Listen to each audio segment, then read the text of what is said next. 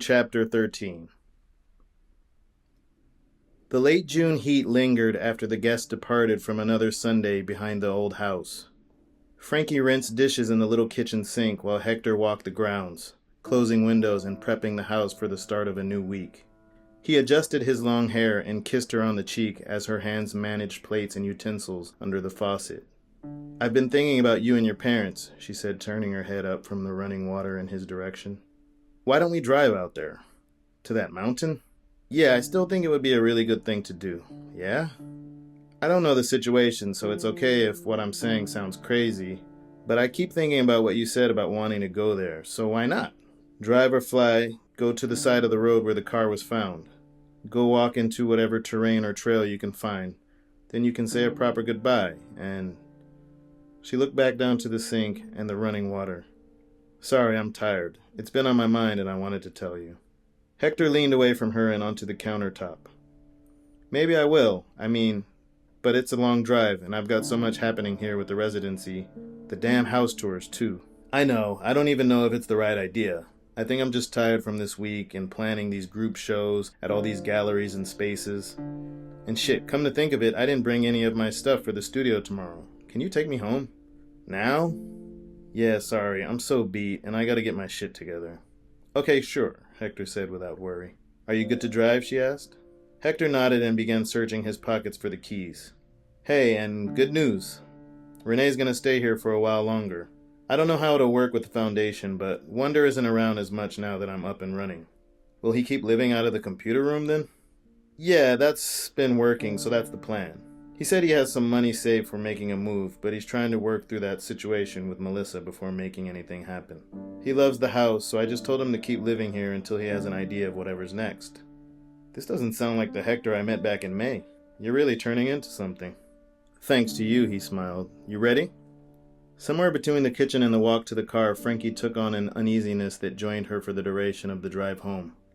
Hector would point off in some direction from the freeway lanes and joke about another historic skate spot, but she didn't find enjoyment in the conversation. Frankie occasionally smiled, but Hector could tell these smiles were a hopeless attempt at hiding a mood. Her posture was closing off with shoulders that would noticeably tighten as the drive went on. She bit her nails a few times, but stopped herself. Hector checked his blind spots for speedy motorcycles. Out of his peripheral, he could see a phone screen glow on Frankie's face.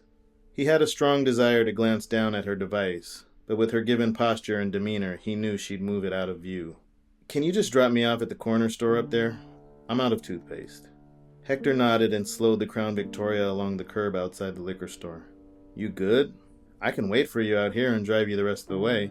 I am a gentleman, you know," he announced with a grin. "Yeah, no, I'm good. I'm good to walk, too. I'm just having those feelings of dread about Monday a little more than usual," she replied before leaning across the center console to kiss him quickly. "Can you text me when you make it home safe?" he asked. "Yeah, of course. And can I see you later this week?" "Yeah, can we do something? Less skater research and maybe more of a date thing this time?" "I thought you wanted to get a Christmas complete," he replied, trying too hard to lighten the mood. Frankie rolled her eyes and laughed. "Good night. Drive safe. I gotta get this toothpaste or my teeth are gonna rot," she said with a wink. Chromefoot swung a U-turn and Hector thought to swing back by her house to get some kind of idea what was going on. He turned the car around after driving a few blocks and headed back in her direction. But he was struck with the thought of being spotted and the potential derailing of what was such a good situation, so he turned back around once more. Her departure left his imagination in a tangle, and he was overcome with a current of indecisiveness. He drove the freeways for a while before deciding it would be best to push around in the empty streets to work through his thoughts. Downtown's freeways and streets cleared his head. There was excitement in the dipping and curving lanes. Whether it was in the car or gliding on his setup, the streets between the buildings awakened the best in him. The Department of Water and Power glowed like an ancient lamp.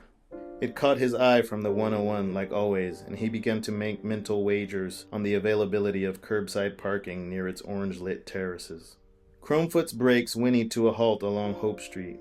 It was late enough that the meters were no longer required, so Hector grabbed his board and double-checked to ensure the trunk was closed and the doors were locked. And then he checked a third time just to be sure. The tall windows of the DWP's first floor were so bright that they muted the orange glow of the higher floors. His legs were shaky, and the warm night reminded him of how dehydrated he was. At first his limbs felt tight and heavy like cinder blocks, but with each stride propelling off the granite surface around the DWP building, his muscles loosened. The power of his rising and falling legs propelled him forward with each push. His shoulders and arms began winding in broader rotations as the evening air brushed through his swinging fingers. It was his years of engaging in this warm-up process that allowed him to equalize the accurate amount of weight and motion over his board as he readied his muscles for more advanced tasks. Each movement and each trick required his entire body to work in focused unison with his mind and spirit. It wasn't a need to do anything specific or difficult. Motion and exploration were the only requirements. After pushing alongside the DWP reflection pool for some time, Hector was ready to move through the evening streets. He cut through the music center and stepped into a push down the hill on First. The friction of his wheels rolling on the downtown pavement buzzed up through his frame as he adjusted his limbs for more stability. The hill pushed him to speeds that would no longer allow him to stop without falling. A bus roared up beside him, so he swung into the empty lanes on the opposite side of the yellow lines. The loud engine and the glowing lights inside the bus brought about a current of satisfaction in him. So much so that he had no specific thoughts, only the feeling buzzing up from his board as he managed his surroundings. As he sailed through the intersection across Broadway, his speed plateaued, and he smiled at the private success of his safe descent. First Street was nearly empty at the bottom of the hill, and he began carving from one side of the lanes and back over to the other, until he came to a stop. The rush from the descent left him feeling massive like the skyscrapers towering over downtown. Walking up Bunker Hill brought him back to a fatigued state as his muscles cooled and tightened. The thought of Frankie's suggestion crossed his mind, and he considered heading to Pershing Square to check in with the Beethoven statue. But it was late now, and he didn't have the energy to stay out any longer, much less think through the feelings surrounding his parents or what happened with Frankie. When he made it back to his car, there were 3 younger skaters gliding across the bridge to enjoy the DWP's granite benches. Hector smiled as he dropped into the comfort of the green driver's seat to check his phone. He limped from the Crown Victoria into the house and up the stairs. Frankie still hadn't texted. In the small kitchen he stood with a glass of water, staring blankly out the window, past his reflection and into the night. He thought to text her, but it had gotten late, and he was sure she was fine. He would have heard from one of her friends if she wasn't. The lack of knowing did bother him, but he reasoned to himself that it was best to go with the conclusion that something was definitely strange when he dropped her off. Whatever that something was, she was probably still in it, so therefore no text.